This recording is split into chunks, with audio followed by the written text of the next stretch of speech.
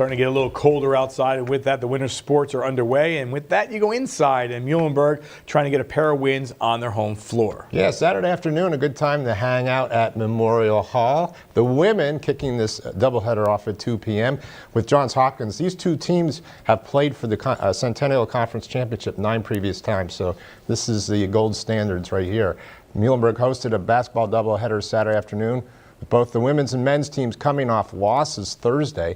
The common opponent, Johns Hopkins. The women's game tipped off first, a matchup of two of the perennial powers in the Centennial Conference.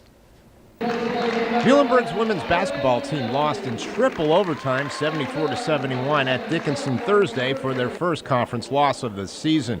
The Mules played like they put the Dickinson game in their rearview mirror. 2 trays from Christina Manning, followed by another from Sarah Dilly, stoked an 11-0 run early. Muhlenberg roars ahead 16-5. Mules led by 16 after the first quarter. Marissa Narvato hits the 3 with 6:09 left in the second quarter. Blue Jays within 29-22. Muhlenberg doesn't flinch. Junior Brandi Vallely scores 8 straight team points, then assisted on another as Muhlenberg led by 18, 42-24. Vallely had 15 points at halftime, with the Mules leading 45-33. Vallely, who played all but 15 seconds in the 3 overtime games, showed no fatigue. She was the game's high scorer with 23 points and had 6 assists.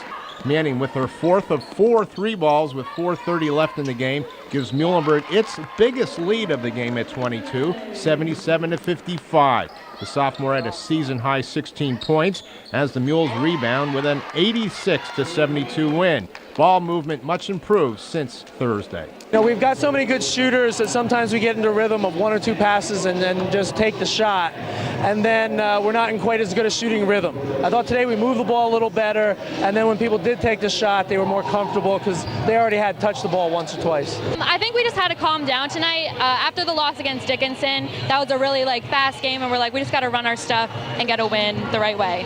The Muhlenberg men were hoping to get a leg up on Johns Hopkins after losing 4 of the last 5 contests to the Blue Jays. The two teams split their regular season meetings last year, with each team winning at home. Muhlenberg was hoping to shake off a 2-game losing streak, the worst, an 81-49 home loss Thursday against Swarthmore.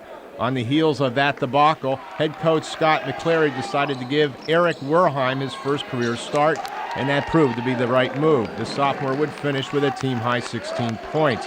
Kyle Doran's jumper with 2:13 left in the first quarter gives the Blue Jays their biggest lead at 34-26.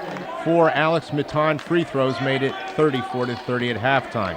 Nick Rindock from Parkland hits a 3 with 15 minutes to go to tie the game at 40 apiece.